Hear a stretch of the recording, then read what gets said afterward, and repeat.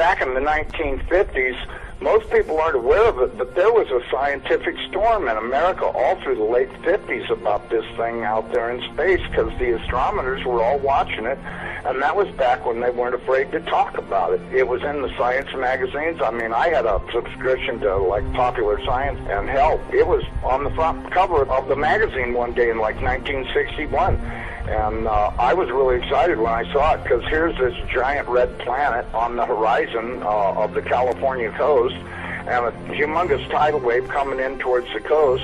And having grew up in the mountains of the Sierras, and this thing in the magazine, it said this tidal wave coming in was going to be at least 3 miles high. And I went and showed it to everybody in the house, and they laughed, and they said, look, it says right here, there's nothing to worry about. It won't be here for another 50 years. Hey, guess what? That 50 years has came and gone. And this baby's out there in the sky. They've been watching it. I watched it. And I can tell you, this thing has got so much trash coming around it. You know how we live in a solar system? We've got 9 planets and a big sun. This thing has got 7 planets and its own sun. But I believe that instead of having dirt on it like our planet does and water, I think this thing is just a big bright reddish-orange iron ball, because it's giving off all this red iron oxide dust out into the atmosphere. When we saw it at first, it was just a teeny little red speck of fuzzy red dust in the distance, but over the years as it went by and we watched it, it got bigger and bigger and bigger.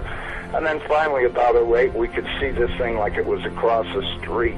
And we could see that it was a blazing hot ball of fire giving out sparkles of red iron oxide dust for thousands of miles in every direction. And you could see the planet circulating it. Now, I'll tell you one thing that I really am nervous about. I think this thing's got a planet like ours circling it. This is its own solar system. We're about to have a solar system come through the middle of our solar system. This can't be good. But unfortunately, it looks as though that's what's going to happen. Hopefully nothing in this mess will hit us, even though it does say it will in the Bible, at least as it does in my Bible. It says we can expect all kinds of problems. We were looking at asteroids right close to this thing. There's asteroids that are floating around right near that are orbiting the main sun itself. These things appear to be about 500 miles across. And as you go back into the tail, you get into meteorites that go back for millions of miles in the tail. This thing looks like a giant red teardrop-shaped dust cloud. And you can see, if you're able to see it up close like we did, you can see every speck out there. I guarantee you there's trillions of meteorites following this thing. Now, these CIA people that I know say that we're not going to be that close to it when it goes past us. They're saying that in order to attain breakaway speed, when it comes up around the backside of the sun, its speed will at least double, possibly more, which will put it here earlier than everybody is saying it will. And that this thing will probably be about 20 million miles from us when it crosses in front of us. And then as soon as it flips us upside down, we're going to go into its debris field tail and be pelted with meteorites. And of course in the Bible it says they will talon 70 pounds. So if you've got 70-pound meteorites falling like hail, and I can guarantee you they will be falling like hail because there are that many in the tail of this thing. This thing has got a tail loaded with trash. I mean, it's incredible the amount of stuff that's in this thing's tail. And we're going to go right through that tail, and if it doesn't beat everything on the surface of the ground into a flat putty, I don't know what it'll take. I tell everybody, you better be at least 20, 30, 40, 50 feet on the ground and have either concrete or stone above you, because it'll break through the roof or whatever you've got if you don't. These CIA guys told me that this pole shift will probably happen from start to finish in around 28 minutes.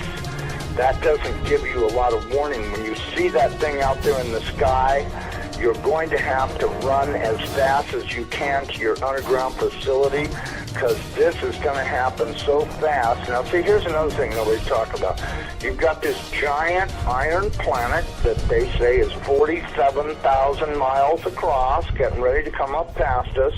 And when it starts to approach us, it's going to start and have real serious effects. So is it a planet or a failed star? It's not a failed star. You know, I saw this thing up close. It did not look like a failed star. It looked just like our sun. Right. Okay? Would you call our sun a failed star? No. Okay, well, you had said planet. I wasn't sure if it was like a failed star brown dwarf or a full sun. So it's a full sun? It looks to me like a miniature sun, just like the one we have. The only difference is our sun is giving off flames and stuff, and this one's doing the same thing as it, but it's giving off this red iron oxide cloud of dust around it, and until it got close, we couldn't even tell what was in there. We could see it was hot, and it looked like it was just a dull red when we were first able to discern it through the red cloud. But as it approached, it started to become more apparent that this thing is just orange hot. I mean, to tell how hot it is, I was told that they estimated between 5 and 10 million degrees, but, you know, I don't really know, if that's right or not. I mean, it's got to be pretty hot because it's sending all of this red iron oxide dust out into space around it. Right. And it's got this enormous, and I mean enormous, at least 50 or 100,000 miles on each side of it, this red dust cloud that goes all the way around it.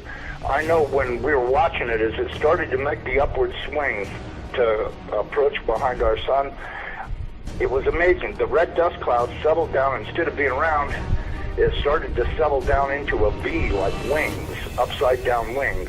Right. And I thought, boy, I wonder if that's where the ancient Sumerians got the idea this thing had wings, because, you know, centrifugal force is a funny thing. When it comes back up around the planet, when we see it in the sky, my guess is it's going to look like it's got wings, because centrifugal force is going to be pulling the red iron oxide dust and particles out to one side, and then as it starts to climb out and go away from us, listen, I was told that this thing's magnetic field is going to be so strong, anybody that does not have a padded lead helmet to wear will have their brain gutted for everything they ever knew, and they'll be a complete raving moron after this thing passes.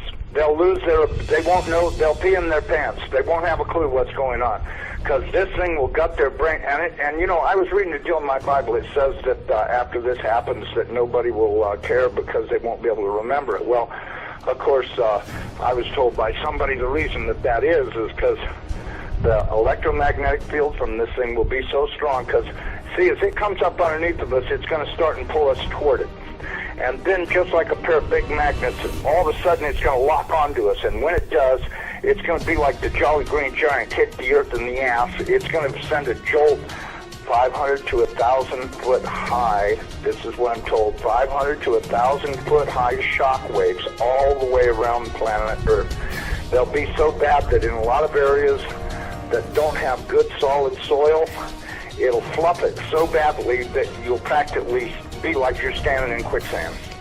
And that this thing's magnetic field will literally gut your brain of everything. And so you may want to give some thoughts to getting you some sheet lead, build you a little lead helmet to wear, you know, like a little motorcycle helmet to protect your entire brain and the back of your neck, so that way this can't happen. Because, you know, if these guys are right about this, and I'm pretty sure they are, because I know for a fact they know what they're talking about when they say stuff. And so, you know, and it does sound reasonable to me, knowing what I do about electromagnetic energy, that this could happen.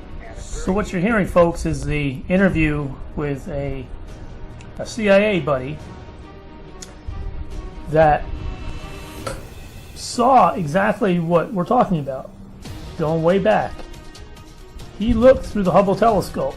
He says, I saw, like it was across the street. So when you have first-hand eyewitness that says, I saw it, he's describing what he saw. Now we know, we can tell he's not an astronomer. He doesn't even say the word correctly.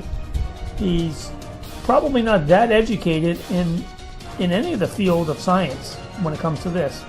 But he was lucky enough to have a buddy that was there. He could take a glance into the Hubble telescope and see something that probably scared the bedoodles out of him. And they were looking at this thing back in the day when it wasn't being covered up, because they felt there was enough time. There was enough time to prepare down the road. It wasn't an immediate risk. So no big government cover-up yet. But then once somebody got a hold of it and said, listen, we can't let this cat out of the bag, because it might not seem dangerous today, but there'll be enough people making some waves, pardon the pun, that's going to cause some controversy and some conspiracy theories start running wild. So obviously it got covered up for a while, and then probably about the mid 70s, early 80s is when it resurfaced again. So here we are, folks. In 2017, 50 years later, after this insider has given his account of what he saw with the Hubble telescope back in the 60s. So we know the government has known about this for a long time. They have covered this up. And we have steadily uncovered the information, whether it be the U.S. Navy flood map, to all the information about Nibiru, Nemesis, and its planets in the solar system that's coming through our solar system.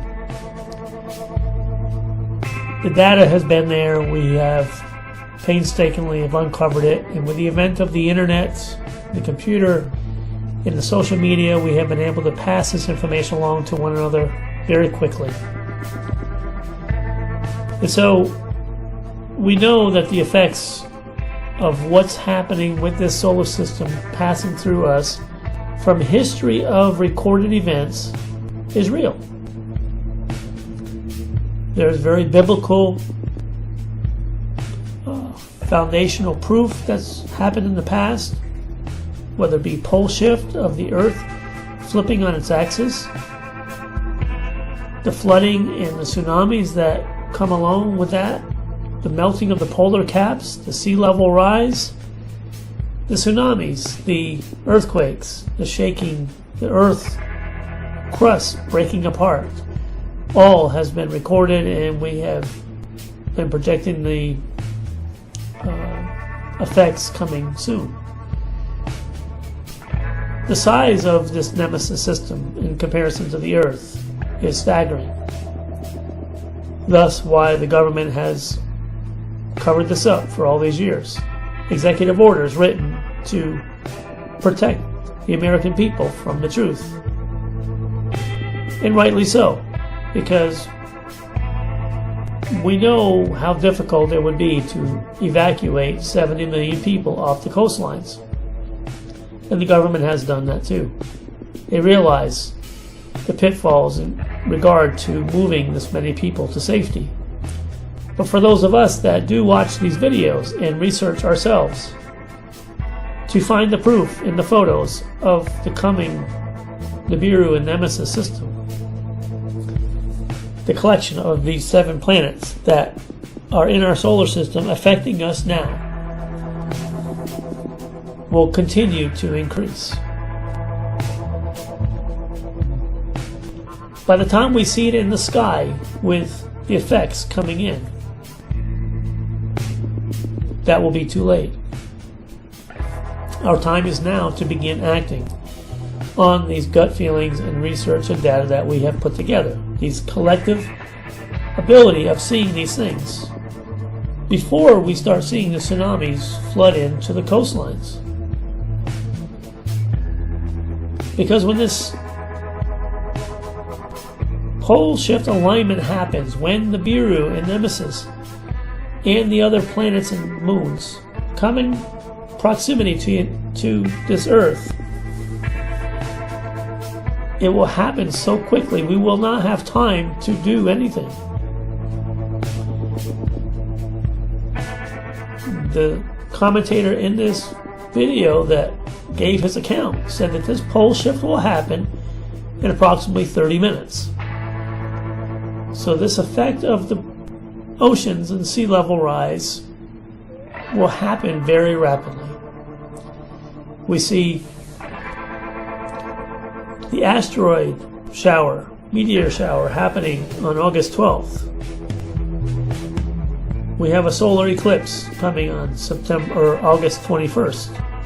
We have the September 23rd alignment of all the planets and stars, according to prophecy in Revelation 12. This year, September 23rd, 2017.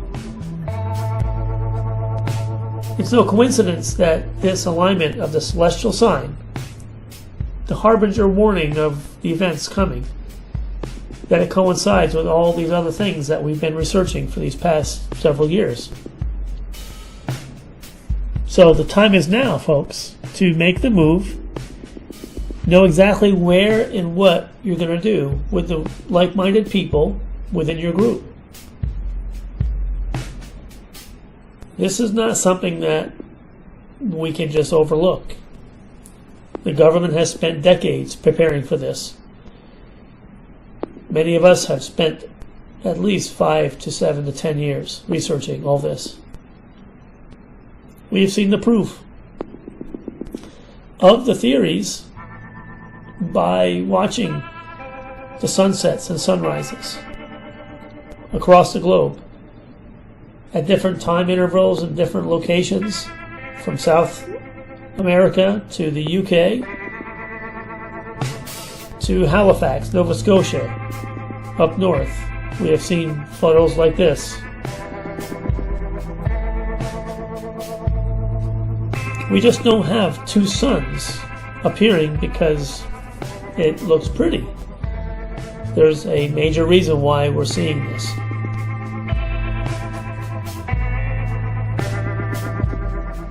So for those who have done the research and have the gut and instinctive feeling inside to say it's time, I employ all of you to pray, be led by your spirit, share with others, and make a move. Act on what you're seeing and feeling and make it happen now, before it's too late. Because when we see it in the sky, it is too late. We'll see you on the other side, folks.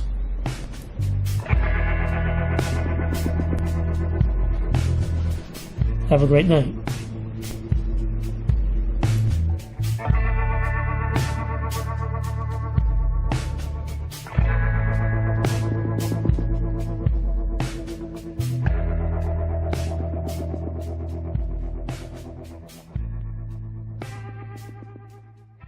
However, before my research, if you would have asked me then if I think there is really a planet X, I would have said no. But if you ask me now, my answer will be yes. I believe there is a Nibiru in our solar system. Let me show you why. Originally, I didn't see how a huge planet, 4 times the size of Jupiter, can exist in our solar system without us knowing. But that is before I learned about TNO. Before I did extensive research on ancient prophecies, which, believe it or not, collaborated somehow. Let me put it this way. You may not recognize Nibiru when it comes, and the visit may be different from what you expected, but believe me, there is a Nibiru out there in our solar system.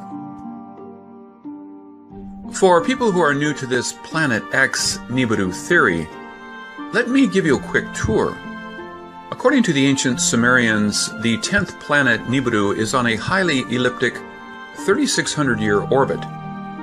It is called the Destroyer Planet, as when it comes, it will bring destruction and possibly the Doomsday. Wait, if Doomsday comes every 3,600 years, how come we're still here? Think about it this way. Many comets pass by our sun regularly. How many of them hit planets?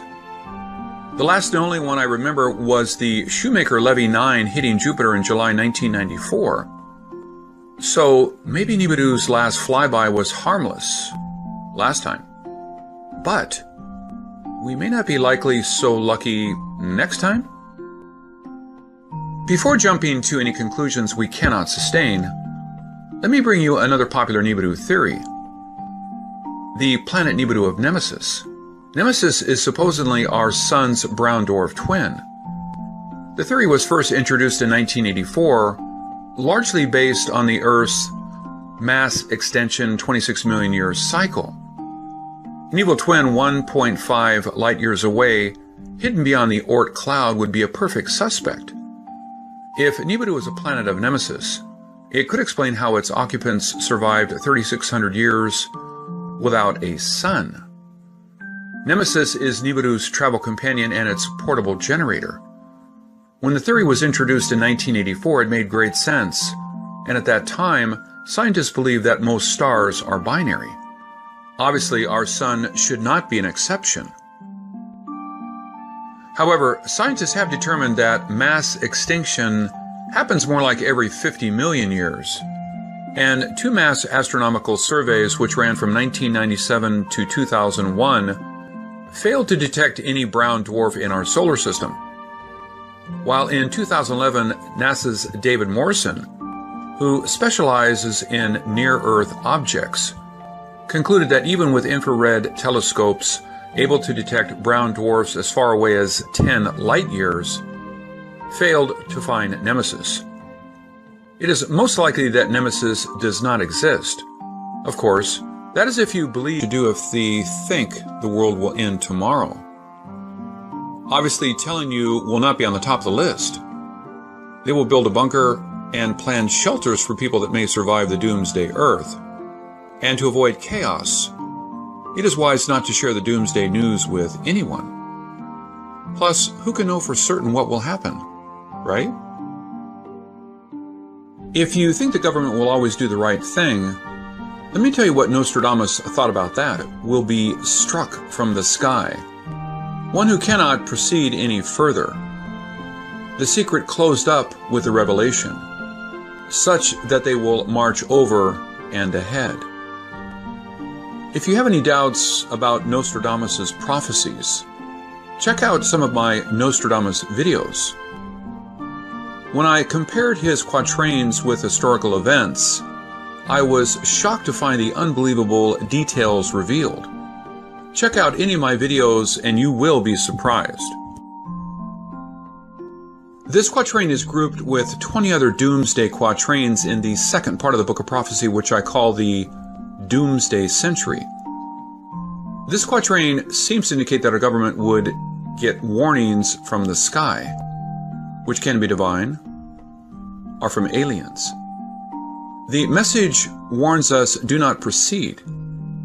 It is a secret that will be kept from most of us, but the warnings were probably ignored, as the last sentence stated, quote, such that they will march over and ahead. Whatever the secret may be, it will be ignored, and we, mankind, will eventually face the consequences. So, if Nemesis does not exist and Nibiru is only a theory, why should we waste any more time talking about it? Actually, I think Nibiru does exist. It may be different from the mythical planet where Anunnaki reside, but it is there. Let me show you the proof about Nibiru's existence. Consider this. If you think the theory about Nibiru's 3,600-year orbit around the Sun is crazy, did you know Mars orbits the Sun every 687 days, but is already considered outside the Goldilocks zone that could harbor lives? What is the chance of life on Nibiru if Nibiru does exist? Plus, what is the chance of having a planet having a 3,600-year orbit? On the planet Eris, what you see is that it is called the most, means that we really don't know what we're talking about. Pluto and Eris both are known dwarf planets, and Tino, the so-called trans-Neptunian objects, those are minor planets with highly elliptical orbits. And if you search Wikipedia for trans-Neptunian object, a section called Putative Trans-Neptunian Objects of Planetary Size will jump out at you. It states, the existence of trans-Neptunian rock ice bodies of planetary size, ranging from less than Earth mass up to a brown dwarf, has been often postulated. for different theoretical reasons to explain several observed or speculated features of the Kuiper belt or the Oort cloud. It was recently proposed to use ranging data from the New Horizons spacecraft to constrain the position of such a hypothesized body. Putative means generally considered or reputed to be. Doesn't this sound like an endorsement from Wikipedia? I guess Nibiru is not all BS after all. Another reason I believe planet Nibiru is real is based on what scientists found in 2003. Sedna is a red dwarf planet 86 astronomical units away from the Sun, which is about 3 times as far as Neptune. Its discovery helped push poor Pluto off the planetary lineup. But what is important to know is its crazy orbit. Its aphelion, which is the closest distance from the Sun, is 76 AU, but its perihelion is 936 AU, and it takes 11,400 years to complete an orbit. During its 11,400-year journey around the Sun, we can only get a glance when it is near us. So, can you imagine how many more planets we have not seen? Can you imagine how big the others may be? Sedna's discovery proves Nibiru is not a myth. And then we found in 2014 FE72. It is another trans-Neptunian object, but this one has an orbit period of 90,000 years, with a perihelion of 36.3 AU and an aphelion of 4,000 AU. This really pushes our solar system. Why would life choose to grow on a planet so far away from the Sun? Well, I guess we don't get to pick our birthplace, right? We have to adapt to our environment, correct? Plus, life may have started on a beautiful, friendly planet till the planet changed. For that, I will share with you another story we are all quite familiar with, the Shoemaker-Levy 9. Did you know before Shoemaker-Levy 9's impact with Jupiter, it was not orbiting the Sun? That is a fact few people know. Time changed the comet's path and destiny. So, an advanced civilization may have been flourishing on Nibiru before the planet changed its course. Or maybe Nibiru was pulled away by another star. Maybe it is our Sun's binary twin. Its advanced technology made it possible to cope with whatever harsh environment, and its residents refused to leave home. Scientists feel the chance of our Sun having a twin star is slim. But what gravity forces keep these minor planets circling our Sun and something else on these elliptical orbits? There must be another massive body on the other end. Remember, we can only see them when they are close to us. Can you imagine how many more are out there that we have not seen? If the Earth has survived till today, why should we worry? Even if there are 1 million Nibirus out there, they probably won't come closer than Pluto, right? That may be right, but since we know so little, we have to rely on people who know more, and that is the problem. We have found so many new planets and new stars. Who will know what the next... Well, the question was, if Iran were to launch a nuclear attack on Israel, what would our response be? And I want the Iranians to know that if I'm the president, we will attack Iran. And I want them to understand that, because it does mean that they have to look very carefully at their society. Because whatever stage of development they might be in their nuclear weapons program in the next 10 years, during which they might foolishly consider launching an attack on Israel, we would be able to totally obliterate them. That's a terrible thing to say, but those people who run Iran need to understand that, because that perhaps will deter them from doing something that would be reckless, foolish, and tragic. Scenario 1, World War III. Hillary Clinton is quite possibly the most corrupt and evil person to ever run for President of the United States. Previous title holders were Lyndon B. Johnston, the man that quarterbacked the JFK assassination, and Dick Cheney, the man that quarterbacked 9/11. But these guys look like Boy Scouts compared to what Hillary has in mind. Anyway, if Hillary gets elected, then she will start World War III, no question about it. The system of bankers and global interests she works for want World War III. War is a banker's dream.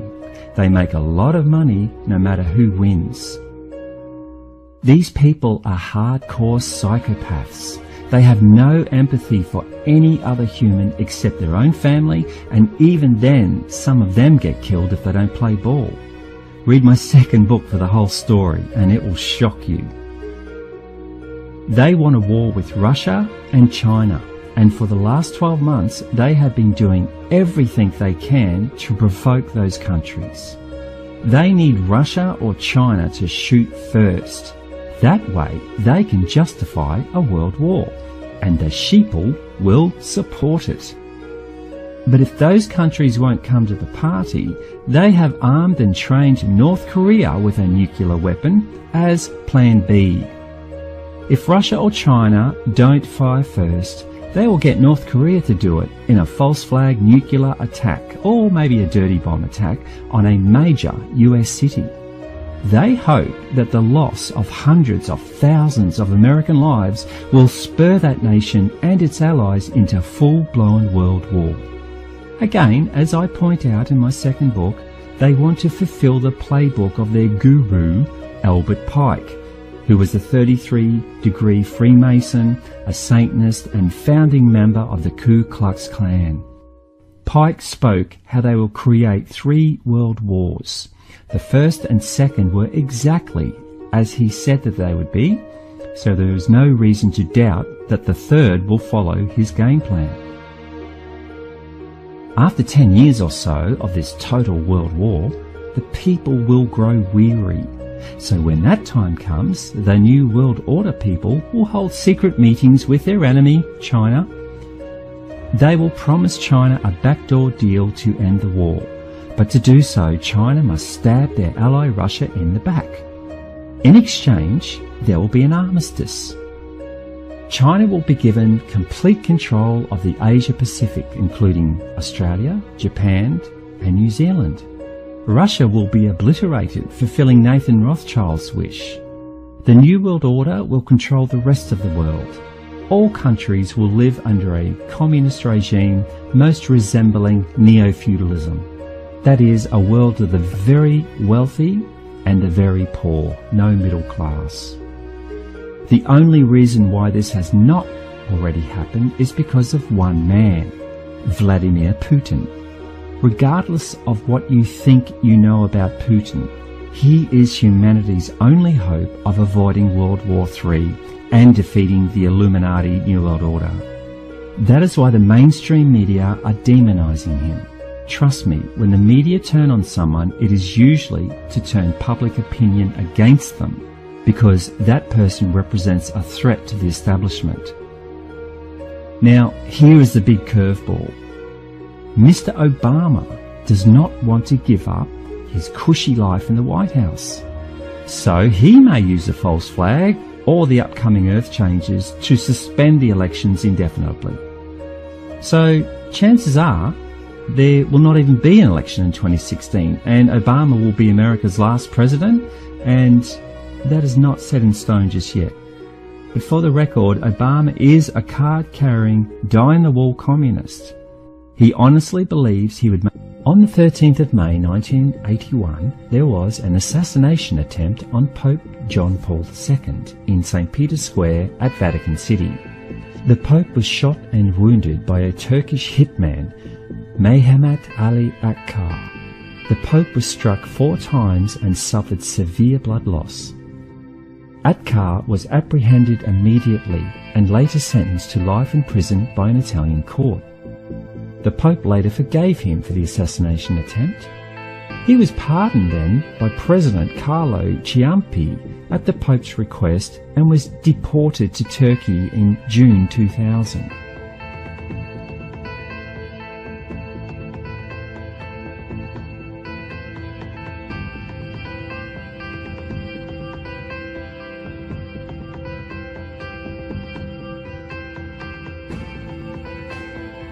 Atgar published his autobiography in Italy in 2013. His book is called I Was Promised Paradise. He claims that he worked for an Islamic black magic cult. The Grey Wolves invoke jinns, otherwise known as demons. That group has since morphed into ISIS. They have a prophecy that their Messiah, the Mahdi, will bring about the destruction of the West and Christianity. In fact, Atgar says in his book, basically, it's really as if the world finishes in favour of a new era. Go into any mosque around the world, listen to what they say about the return of the Mahdi. They all say the same thing. Soon, very soon indeed, he is arriving. What does this mean? That a part of Islam is sharpening their weapons. The return of the Mahdi will bring bloodshed. If the Mahdi will not manifest himself, their will materialize him. And in short, the Islamic fundamentalist will set fire to the whole Western world. So basically, this band of evil men hope to use black magic to invoke a powerful dark entity that they call the Mahdi. On the date 13 May 2017, the Islamicists plan to unleash hell onto the Western world. That is why they have been slowly positioning their people into every Western country on the planet. The refugee crisis in Europe is the last stage of positioning the chess pieces. It is their specific intention to destroy the Vatican in Rome. Pope John Paul II strongly believed that this was the third prophecy of Fatima. The prophecy of Fatima was given to the world on May 13, 1917. The first two prophecies were released almost immediately. However, the third prophecy was supposed to be released to the world in the 1960s, but for some reason it was kept sealed. On May 13, 1981, on the anniversary of the original prophecy of Fatima, Pope John Paul II was en route to St. Peter's Square to deliver the third and final prophecy. He was adamant that the people deserved to know what it contained. Before he could reveal the prophecy, however, he was shot down by Muhammad Ali Atgar. The Grey Wolves, now ISIS, did not want their plans revealed to the world. The third prophecy of Fatima contains their plans to destroy the Vatican and the Western world, and they want to do it on a special date of May 13, 2017. Many of the Vatican cardinals have secretly converted to Islam in hope to save their skins when the time of destruction comes. They want to be part of the New World Order One religion. A new Vatican II is under construction. It is called the Temple of the Work of the Holy Spirit, and it is located in Palestrina, just outside Rome. Its design was strongly influenced by the ancient sacred site at Göbekli Tepe, discovered in 1996. The Göbekli Tepe site was originally part of the Brotherhood of the Serpent, which I talk about in Book 1, connected to the priest class that became the Illuminati. This new temple is supposed to be for the one world religion and will begin after the destruction of the Vatican. Notice how the inside looks like a mosque where followers kneel on their mats to worship.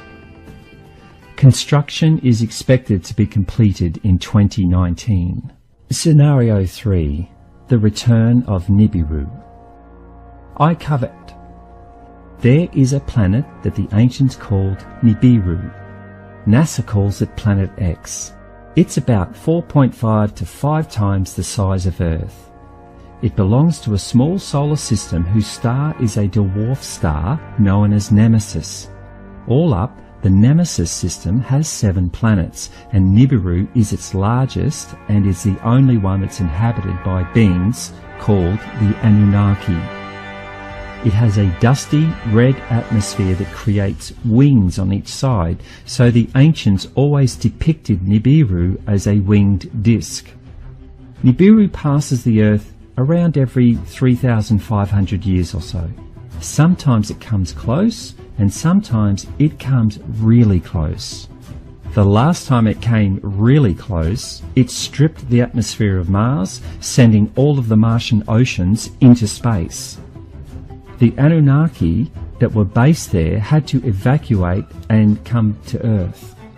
On Earth, it caused the Antarctic ice sheet in the south to break off, causing a global tsunami that the Bible refers to as the Flood of Noah. This flood and ensuing cataclysm was documented by dozens of native peoples all over the world. The Anunnaki monitored this whole episode from a satellite they put into orbit. This satellite is still in orbit and is now known as the Black Knight satellite. As Nibiru approaches Earth, the gravitational forces begin to make their presence known. The much stronger gravity of Nibiru begins to heat up the Earth's core. Between the Earth's core and the outer layer, known as the crust, is an area called the mantle. The mantle is the most solid bulk of Earth's interior. It lies between Earth's dense superheated core and its thin outer layer, the crust. The mantle is about 2,900 kilometers or 1,802 miles thick and makes up a whopping 84% of the Earth's total volume. As Nibiru approaches, the mantle becomes superheated. This increases its viscosity until it becomes liquefied. As this happens, more and more volcanoes begin to become active. Earthquakes start to happen everywhere. Coral in the oceans becomes bleached, and the weather patterns become severe and unpredictable. All of these events are referred to as Earth changes. In April 2016, the Earth changes became undeniable. A video put out by SOTT, or Sign of the Times, details each day of April and what Earth changes happened on each day. When you see this, you will be left in no doubt that the countdown has begun.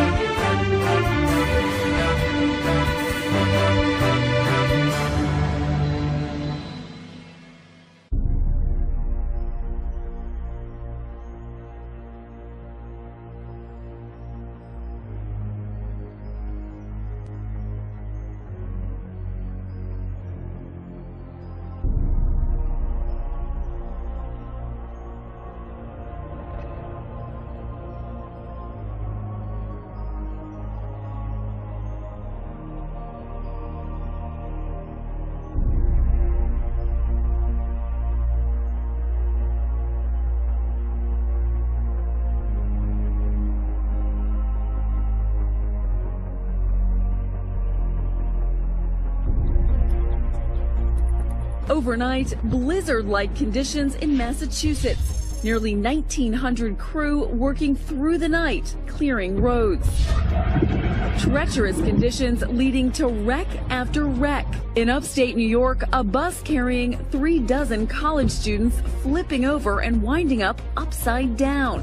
Incredibly, there were no serious injuries. And in Connecticut, a tractor trailer sliding and jackknifing on this bridge.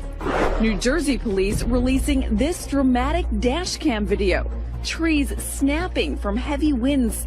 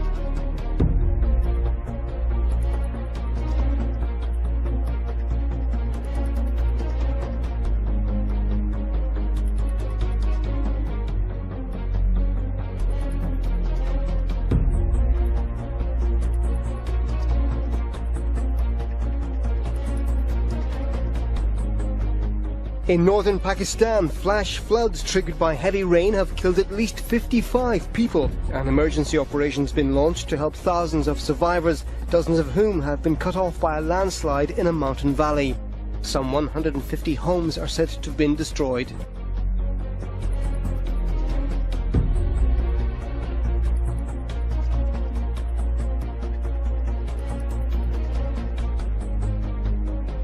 These earth changes are what I was told about 20 years ago, and they are happening right now. In April 2016, there were daily events for the whole month. These included volcanoes erupting, and even some that have not been active for over 70 years. Earthquakes shook many countries, wild weather was everywhere, it even snowed in Saudi Arabia. And of course, scientists revealed that 90% of the Great Barrier Reef off the coast of Australia is now bleached, exactly as I spoke about 20 years ago. Back then, I correctly predicted that the signs would become more obvious after 2012, leading up to 2020. But I must admit now that it appears I got that timing slightly wrong. I now have good evidence that it will come much earlier than 2020. Earthquakes, volcanoes and wild weather will only get worse as Nibiru approaches. However, the real showstopper comes next. Meteorites. Nibiru passes through the Kuiper Belt, which is made up of billions of asteroids and chunks of ice. Some of these objects are as large as Pluto, while others are only the size of a pea. It will also pass through the asteroid belt between Mars and Jupiter. As Nibiru passes through the Kuiper Belt and the asteroid belt, it drags millions of rocks and debris with it, trailing millions of kilometers behind it. As it approaches the Earth, many of the asteroids will be pulled toward the Earth due to gravity. So as a final sign of Nibiru's approach, we will witness mass meteorite showers. However, some of these meteors can weigh as much as 30 kilograms or 65 pounds of solid iron. So when they fall from space and hit the ground, they will explode. It would be like being in the middle of a World War I artillery barrage. There could be as much as 1 month of these meteor showers, but they will vary in intensity and in size and duration. Some days will be worse than others.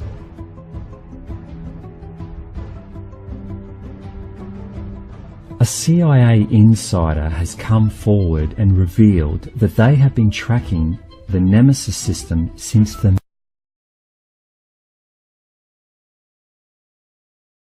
They now know it will swing by very, very close to Earth this time, within about 50 million kilometres. Now, that's like a stone's throw in astrological terms. This is going to cause a pole shift. Remember how we said the mantle will heat up and become liquid? This will cause the outer crust of the Earth to slip. As Nibiru passes at its closest point, the Earth crust will slip in the direction of Nibiru's gravitational pull. Thus, we can expect the slip will be from the South Pole to the North Pole. So all the landmass of Earth will move at about 1,400 kilometers per second, or 0.86 miles per second, south to north, then abruptly stop. The sudden stop will cause all of the oceans to slosh up, then go back in the opposite direction they came from. That will create a global tsunami of about 700 meters to 3,000 meters high, or 2,296 feet to 9,850 feet high, travelling at 700 meters or half a mile a second. The water will slosh back and forth for several days. In fact, as Nibiru passes, it will stop the Earth's rotation. So one side of the Earth will be in complete darkness for 3 days, and the other side will be in complete sunlight for 3 days. As Nibiru passes, the Earth will begin to rotate again as per normal. Basically, the Earth is going through a very rare process that will see most of the inhabitants of the planet die as a result of massive Earth changes. It is not the first time this has happened, and it will not be the last. The ancients knew that, and they tried to warn us. That is why they built their monuments in massive stone blocks. The reason why so many will die is because they do not want to know. They do not want to listen. They do not want to be part of one of the most exciting times in this planet's history, the Ascension. Humans were given a choice, and they chose fear. We all live in a kleptocracy now. It is a term applied to a government that is in bed with the ruling class, in this case corporations, taking advantage of corruption to extend their personal wealth and political power. Corporate lawyers now write all of our legislation. They write the laws to benefit the corporations, protect them from prosecution, and maximize the ability to make a profit, even at the expense of the people and the environment. This is the world we live in, and most people are happy to turn a blind eye. That is how they got into control in the first place. The world is now so far gone down the corruption path, the self-entitlement mentality path, the selfishness path, the apathy path, and the willful ignorance path that there is no way to bring it back. But not everyone on earth will die. Indeed, for those that do want to know, that do want to listen, that do want to participate, then welcome aboard and keep watching.